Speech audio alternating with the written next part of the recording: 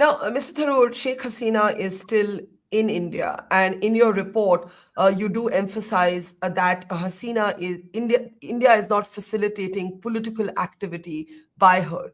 She quite simply arrived here, enabled actually by the Bangladeshi military. At that point, nobody knew that it would be for so long. We don't know if she is still here because she feels safest here or because no other country would have her.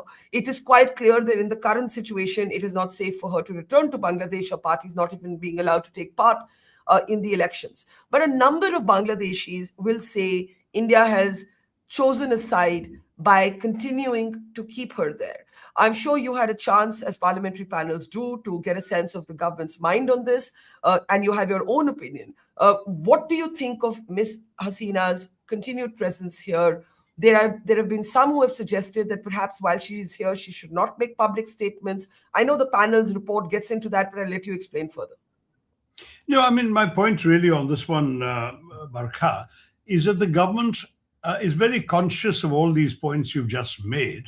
So are we on the panel. And what we felt was that the government's assurance that ours is a purely humanitarian gesture to a leader who, frankly, we've had good relations with and who came seeking shelter in our country, that the decent thing to do was to give her that shelter, but to request her not to carry out any political activities from our soil.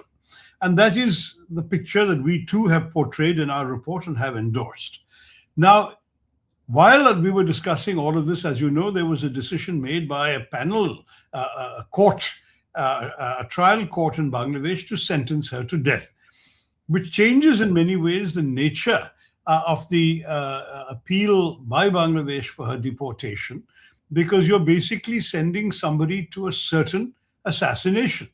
I think she obviously would not be willing to go in those circumstances, and India would certainly be very hesitant to do this to a friend, because you do this to one friend, nobody else will be your friend in the future, Barkha, because they will say, India couldn't even stand up for somebody when their life was in danger. And you're sure that to send her back would be, as you said, to send her to her assassination? You're sure she would be killed?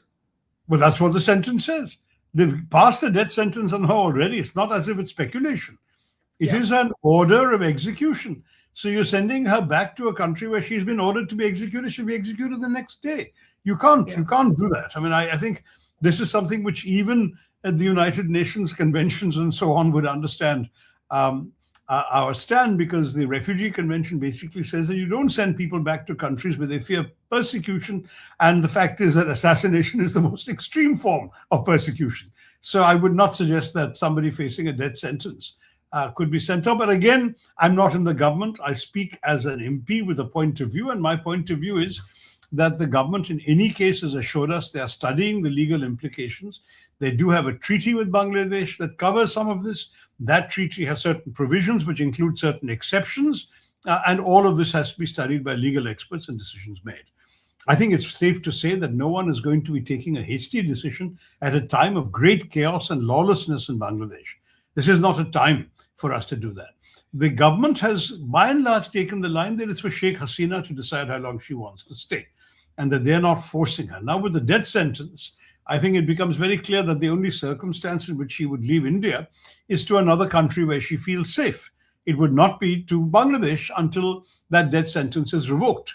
And therefore, let's face it, Barkha, if India has a choice, I'm just guessing here, I don't speak for the government, but if India has a choice between sending a friend to her the gallows or the execution as firing squad versus offering them hospitality for a while longer, what do you think you and I would do if we were the government?